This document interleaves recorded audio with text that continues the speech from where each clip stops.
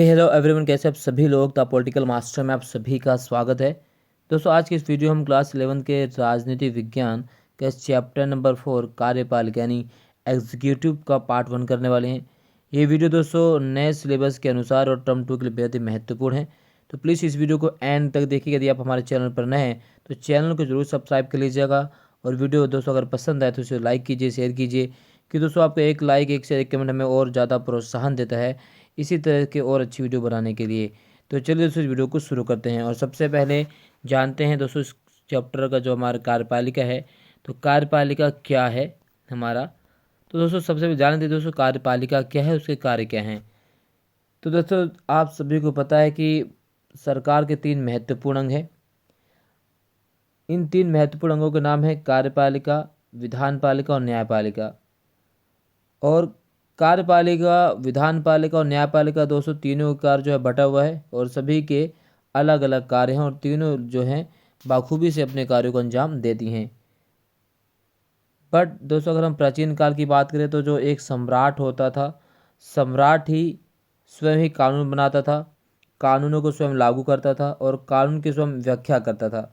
But आधुनिक राज्यों में और लोकतांत्रिक राज्यों की अगर हम बात करें दोस्तों वर्तमान में, तो कानून बनाना, कानून को लागू करना और दंड प्रदान करना, ये सारी चीज़ें दोस्तों अलग अलग संस्थाओं के माध्यम से ये अंजाम दी जाती हैं। और उसी संस्थाओं में से और सरकार को उसी कह सकते हैं भाग में से एक प्रमुख भाग है कार्यपालिका, जिसका काम क्या है दोस्तों, कानून को लागू करना। जैसे विधानमंडल द्वारा जो भी कानून बनाया जाता है, उस कानून को लागू करने का काम किसका है दोस्तों, कार्यपालिका का है। तो चलिए दोस्तों देखते हैं कि कार्यपालिका सरकार का वह अंग है या दूसरा महत्वपूर्ण अंग है जो विधानमंडल के बनाए हुए कानूनों को लागू करता है। यानी कार्यपालिका सरकार का महत्वपूर्ण अंग है जो विधानमंडल द्वारा बनाए गए कानूनों को लागू करते हैं, इसके द्वारा लागू किया जाता है। एक राजनीति वैज्ञानिक हैं गिलक्राइस्ट, उनके अनुसार कार्यपालिका सरकार का वह अंग है जो कानून के रूप में प्रकट जनता की इच्छा को लागू करता है। ऑब्वियस सी बात दोस्तों, जो कार्यपालिका है वो नागरिकों की इच्छा को ही लागू करता है। यानी एग्जाम्पल के लिए से जो राज्य की इच्छा को जिसे विधानमंडल ने प्रकट कर कानून को रूप दे दिया है, और उसे कार्य रूप में परिणित करने का काम कौन करता है दोस्तों, वो कार्यपालिका ही करती है। तो ये है दोस्तों कार्यपालिका। यानी कार्यपालिका के सिंपल शब्दों में दोस्तों काम क्या है कि विधानमंडल द्वारा बनाए गए कानूनों को लागू करना कार्यपालिका का कार्य है। क्लियर। अब हम बात करते हैं दोस्तों कि इसके प्रमुख कार्य क्या क्या हैं। तो दोस्तों जैसे कि आप सभी को पता है कि कार्यपालिका के प्रमुख कार्य सबसे पहले क्या है कि कार्यपालिका का सबसे अधिक महत्वपूर्ण कार्य है नीति का निर्धारण करना। और संसदीय सरकार में कार्यपालिका अपनी नीति निर्धारण करके संसद के सामने प्रस्तुत करती है, और कार्यपालिका ही देश की आंतरिक व बाहरी नीति का निर्धारण करती है और उसी के आधार पर शासन चलाती है। कानून को लागू करना और शांति व्यवस्था बनाए रखना भी कार्यपालिका का ही कार्य है। नियुक्तियां करने और हटाने की शक्ति भी दोस्तों कार्यपालिका को ही दी गई। यानी आप देख सकते हैं कानून लागू करना और शांति व्यवस्था अगर हम बनाए रखने की बात करें तो दोस्तों जैसा कि आप सभी को पता है कार्यपालिका का जो प्रथम कार्य होता है वो विधानमंडल के कानूनों को लागू करना और देश में शांति व्यवस्था को बनाए रखना होता है। कार्यपालिका का कार्य कानूनों को लागू करना है, चाहे वह कानून बुरा हो चाहे अच्छा। कार्यपालिका देश में शांति व्यवस्था को बनाए रखने के लिए पुलिस का प्रबंधन करती है, और पुलिस उन व्यक्तियों को जो कानून तोड़ते हैं गिरफ्तार करती है, उन पर मुकदमा चलाती है। ये दोस्तों है कार्यपालिका कार्य। अगर हम नीति निर्धारण की बात करें तो दोस्तों जैसे आप सभी को पता है कि कार्यपालिका का महत्वपूर्ण कार्य क्या है, नीति का निर्धारण करना है। यानी संसदीय सरकार में कार्यपालिका अपनी नीति को निर्धारित करके संसद के सामने पेश करती है। और अगर दोस्तों अध्यक्षात्मक सरकार की बात करें तो अध्यक्षात्मक सरकार में कार्यपालिका को अपनी नीतियों को विधानमंडल के सामने पेश नहीं करना पड़ता, क्योंकि कार्यपालिका ही देश का आंतरिक तथा विदेश नीतियों को निर्धारित या निश्चित करती है और उस नीति के आधार पर ही अपना शासन चलाती है। इसके साथ दोस्तों क्या है, नियुक्तियां करने और हटाने की शक्ति। कार्यपालिका को देश का शासन चलाने के लिए अनेक कर्मचारियों की दोस्तों नियुक्ति करनी पड़ती है, जिसमें सिविल कर्मचारियों की नियुक्ति अधिकतर प्रतियोगिता परीक्षा के माध्यम से की जाती है। भारत में सुप्रीम कोर्ट और हाई कोर्ट के न्यायाधीशों, राजदूतों, अटॉर्नी जनरल, संघ लोक सेवा के अध्यक्ष और सदस्यों की नियुक्ति कौन करते हैं दोस्तों? कार्यपालिका ही करते हैं। इसके साथ दोस्तों कार्यपालिका का कार्य क्या है कि विदेश संबंधी यानी फॉरेन जो फॉरेन रिलेशन हो तो वो उसके भी कार्यपालिका के कार्य है। तो दूसरे देशों से संबंध स्थापित करने का कार्यपालिका के द्वारा ही किया जाता है और देश की विदेश नीति को कार्यपालिका ही निश्चित करती है दोस्तों। इसके साथ कार्यपालिका के एक और कार्य दोस्तों वह क्या है, वो कार्यपालिका कार्य है कानून संबंधी कार्य। तो कानून संबंधी कार्य क्या है दोस्तों? कानून संबंधी कार्य, तो कानून संबंधी अगर हम कार्य कहें तो दोस्तों कार्यपालिका के पास कानून से संबंधित कुछ शक्तियां होती हैं। इसमें संसदीय सरकार में कार्यपालिका का कानून निर्माण में महत्वपूर्ण हाथ होता है। संसदीय सरकार में मंत्रिमंडल के सदस्य जो होते हैं, मंत्रिमंडल के सदस्य होते हैं, वे विधानमंडल की बैठकों में भाग लेते हैं और बिल पेश करते हैं। तो ये सभी काम कौन करते हैं दोस्तों? कार्यपालिका करती है। वित्तीय कार्य भी कार्यपालिका का प्रमुख कार्य दोस्तों, यानी देश के धन पर जो दोस्तों किसका अधिकार होता है? विधानमंडल का नियंत्रण होता है और विधानमंडल की स्वीकृति बिना कार्यपालिका एक पैसा खर्च नहीं कर सकती है। परंतु कार्यपालिका ही दोस्तों क्या करती है? बजट को तैयार करती है और विधानमंडल में पेश करती है। यानी कह सकते हैं कि एक प्रकार से वित्तीय कार्य जो है, जो फाइनेंशियल फंक्शन वो कार्यपालिका ही करती है। इसके अलावा दोस्तों कार्यपालिका का एक अपना न्यायिक कार्य भी है। क्या है? न्यायिक कार्य। अब न्यायिक कार्य क्या है?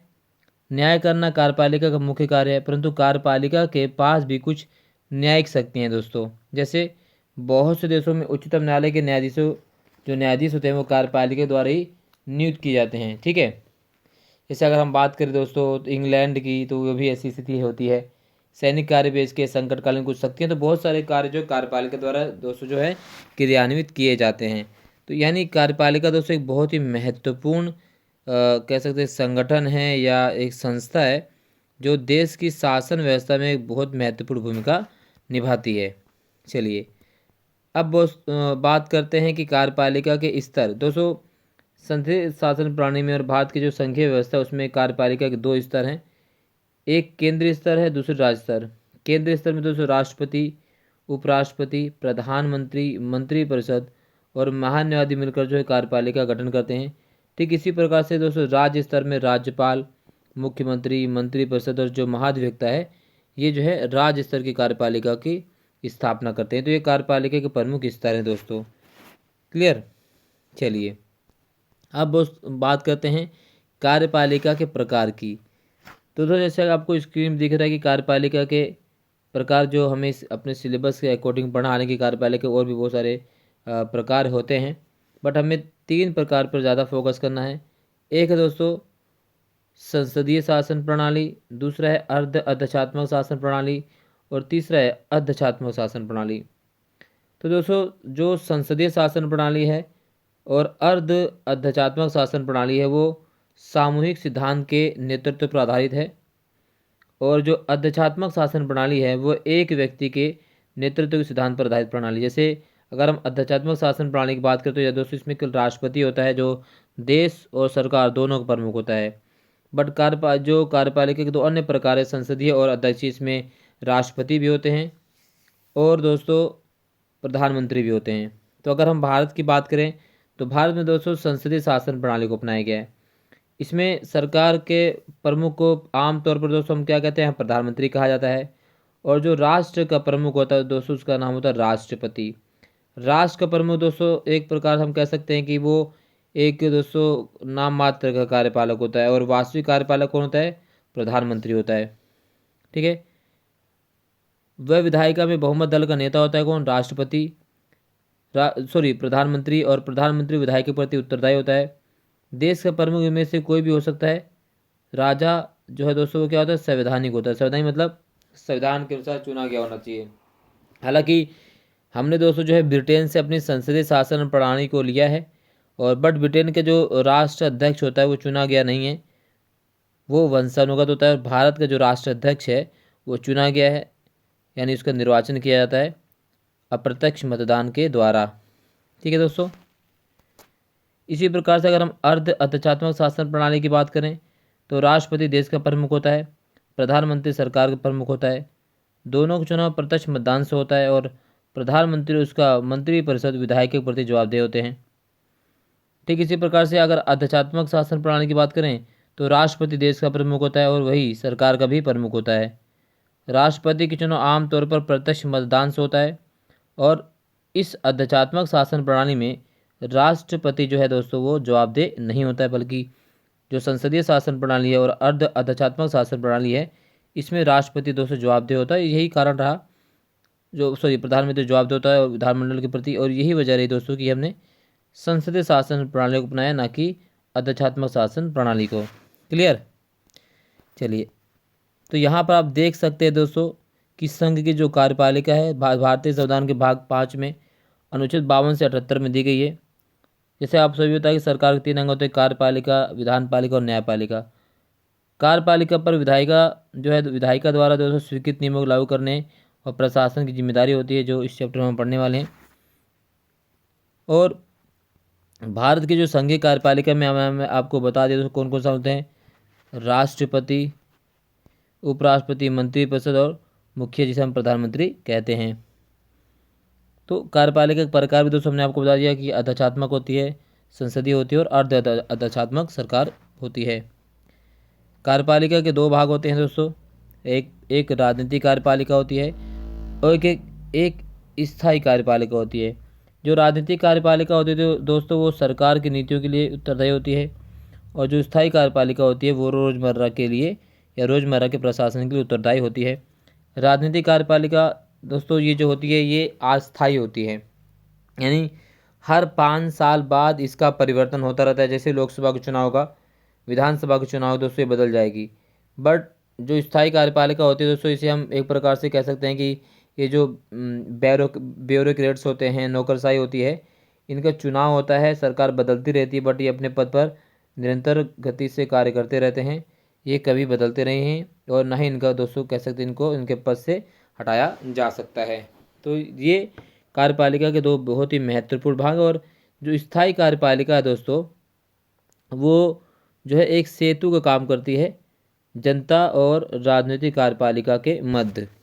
इसकी चर्चा दोस्तों हम बाद में करेंगे कि कार्यपालिका, स्थायी कार्यपालिका और राजनीतिक कार्यपालिका में जो अंतर है। ठीक है, चलिए नेक्स्ट टॉपिक हम बात कर लेते हैं दोस्तों, वह है कार्यपालिका का भाग, जो हमने आपको दोस्तों यहाँ पर बता दिया है, इसे आप स्क्रीनशॉट ले सकते हैं। ठीक है,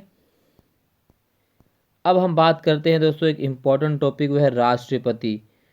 दोस्तों जैसे आप सभी को पता है राष्ट्रपति भारतीय संविधान में अनुच्छेद 52 में कहा गया कि भारत का एक राष्ट्रपति होगा, और जो दोस्तों संघ की जो समस्त शक्तियाँ हैं वो किस में निहित हैं, राष्ट्रपति में निहित की गई। यानी भारतीय संविधान के अनुच्छेद 53 अनुच्छेद 53 के अनुसार दोस्तों संघ की समस्त कार्यपालिका शक्तियाँ संविधान की धारा 53 के अनुसार राष्ट्रपति को दे दी गई हैं, और जिनका प्रयोग वह स्वयं या अपने अधीनस्थ अधिकारियों की सहायता से कर सकता है।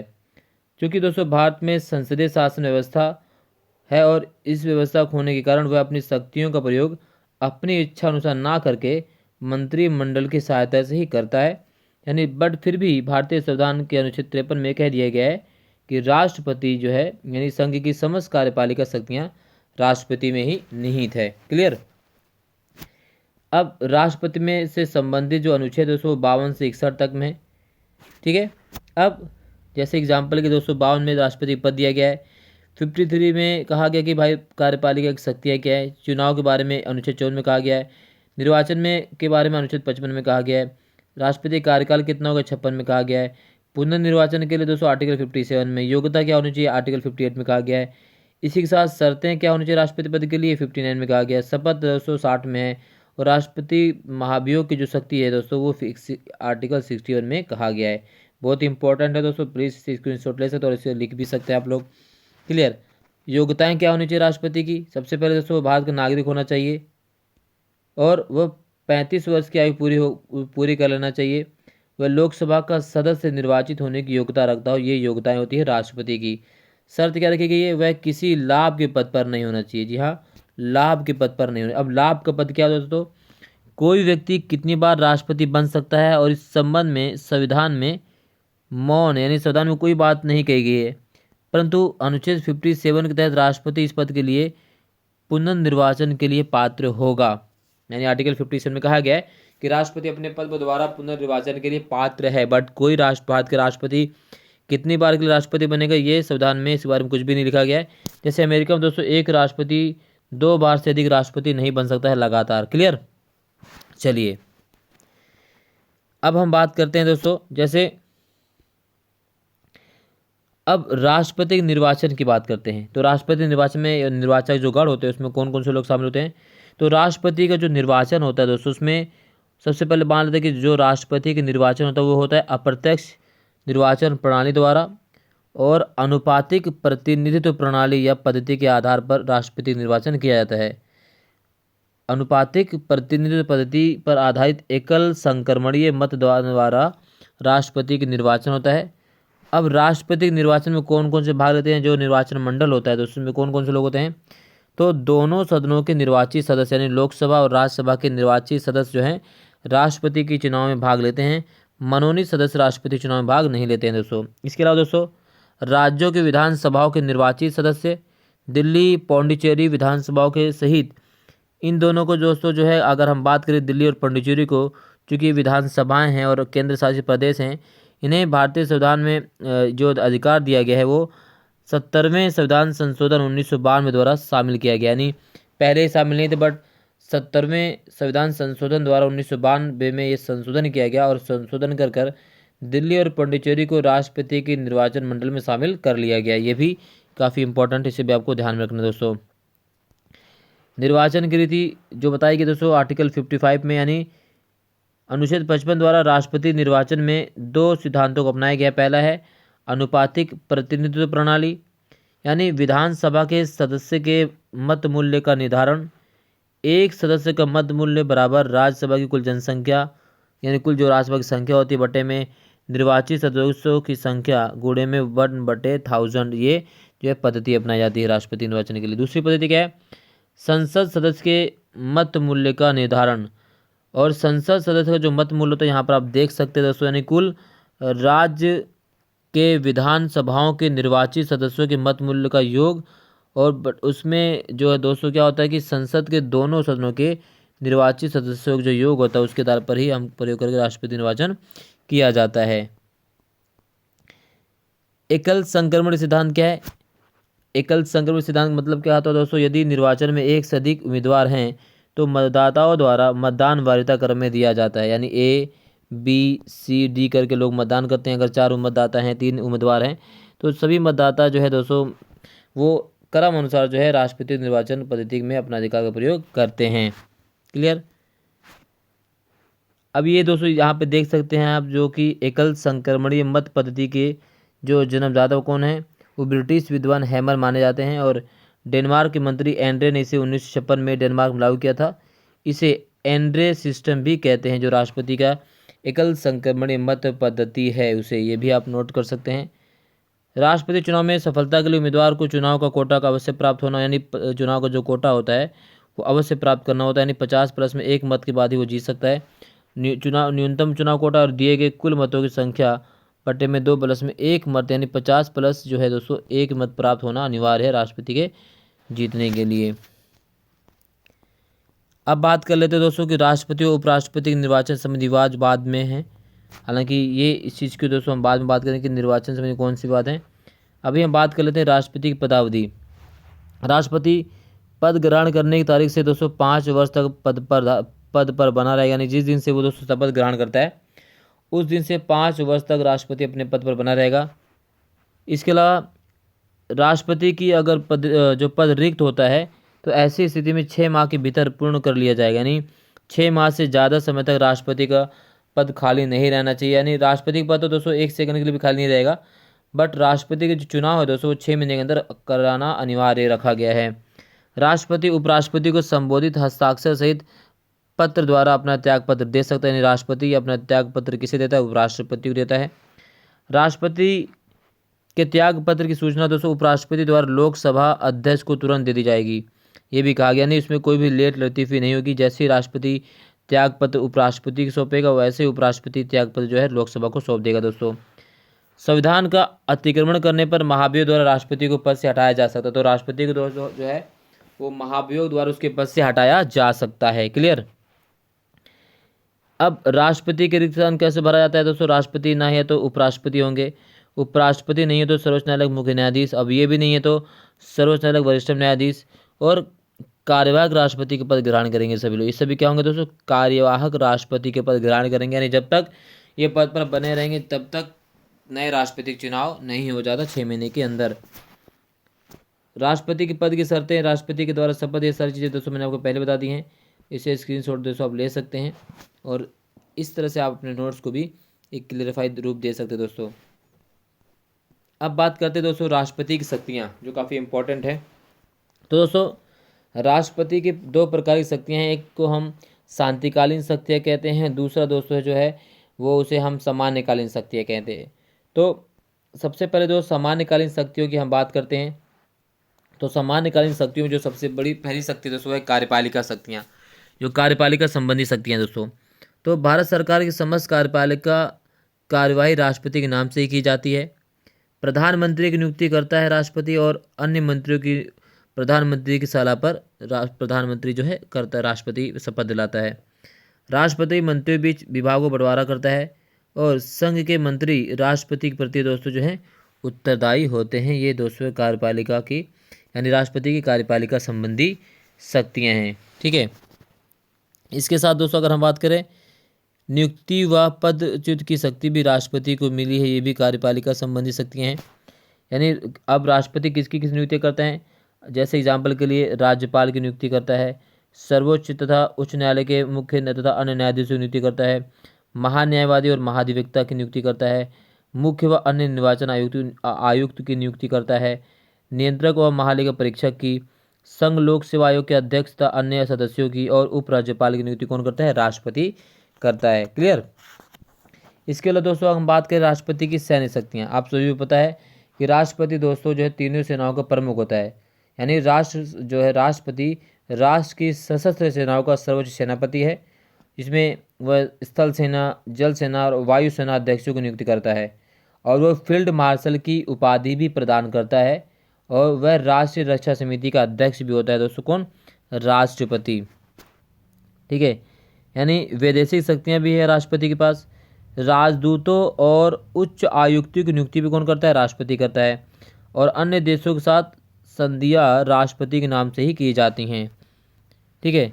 सदस्यों को मनोनयन या मनोनीत करने की शक्ति, एग्जाम्पल की दोस्तों राष्ट्रपति जो है लोकसभा में 2 आंग्ल भारतीयों को मनोनयन करता है आर्टिकल 331 के तहत। इसी प्रकार से दोस्तों राज्यसभा में 12 सदस्यों को मनोनीत कौन कर सकता है? राष्ट्रपति, आर्टिकल 80 के तहत। ठीक है। ये भी राष्ट्रपति की शक्तियाँ हैं। राष्ट्रपति की वित्तीय शक्तियाँ क्या हैं? अब वित्तीय शक्ति भी काफ़ी महत्वपूर्ण है। वित्तीय वर्ष के प्रारंभ में दोनों सदनों के समस्त बजट कौन रखेगा दोस्तों? राष्ट्रपति रखेगा, और आकस्मिक निधि पर राष्ट्रपति का नियंत्रण होता है, और पर संसद की स्वीकृति जरूरी है। साथ ही साथ दोस्तों अगर हम बात करें अध्यादेश जारी करने की भी शक्ति राष्ट्रपति के पास है। तो राष्ट्रपति अध्यादेश जारी कर सकता है अनुच्छेद 123 के तहत। इस अध्यादेश का वही बल व प्रभाव होगा जो संसद द्वारा पारित किए गए किसी बिल का होता है दोस्तों। राष्ट्रपति के पास क्षमादान की शक्ति भी है।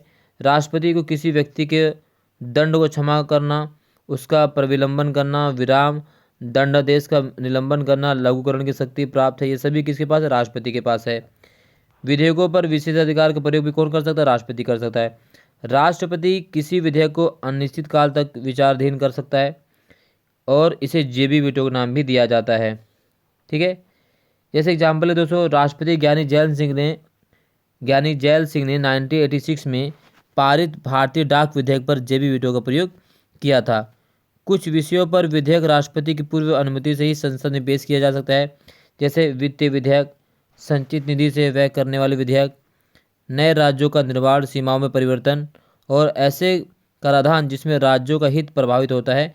ये सभी जो विधेयक है राष्ट्रपति के पूर्व अनुमति से ही दोस्तों संसद में पेश किए जा सकते हैं। क्लियर। अब बात करते हैं दोस्तों राष्ट्रपति की आपातकालीन शक्तियाँ। तो राष्ट्रपति को आपातकालीन शक्तियाँ प्रदान की गई हैं और भारतीय संविधान में 3 प्रकार के आपात का उल्लेख है। राष्ट्रपति आपातकाल अनुच्छेद 352, राष्ट्रपति शासन अनुच्छेद 356 और वित्तीय आपातकाल अनुच्छेद 360। जी हाँ, अनुच्छेद 360। तो अब राष्ट्रीय आपातकाल अनुच्छेद 352 क्या होता है दोस्तों? इसमें युद्ध व बाहरी आक्रमण या सशस्त्र विद्रोह की स्थिति में भारत या उसके किसी भूभाग में सुरक्षा में संकट में हो तो ऐसी स्थिति में दोस्तों राष्ट्रपति शासन लगा सकता है। और इस राष्ट्रपति शासन में दोस्तों अनुच्छेद 20 व 21 को छोड़कर सभी मूल अधिकार दोस्तों जो है निलंबित हो जाते हैं। ठीक है।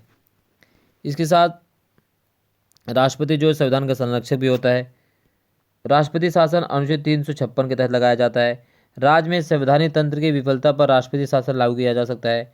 और वित्तीय आपातकाल आर्टिकल 366 अनुच्छेद 360 दोस्तों भारत या इसका कोई भूभाग वित्तीय संकट में तो ऐसी स्थिति में राष्ट्रपति जो है वित्तीय आपातकाल लागू कर सकता है। तो ये दोस्तों राष्ट्रपति की शक्तियाँ और ये आज का दोस्तों कंप्लीट टॉपिक है। इस वीडियो को दोस्तों आज यही समाप्त करते हैं। वीडियो अगर आपको पसंद आए तो प्लीज़ लाइक कीजिए, शेयर कीजिए। अगर आप हमारे चैनल पर नए हैं तो चैनल को जरूर सब्सक्राइब कर दीजिएगा। और इस टॉपिक से संबंधित, इस पार्ट से संबंधित, इस चैप्टर से संबंधित कोई भी डाउट्स दोस्तों अगर आपका है तो इससे कमेंट बॉक्स में ज़रूर पूछिएगा। मिलते हैं नेक्स्ट वीडियो में पार्ट 2 में। धन्यवाद। जय हिंद।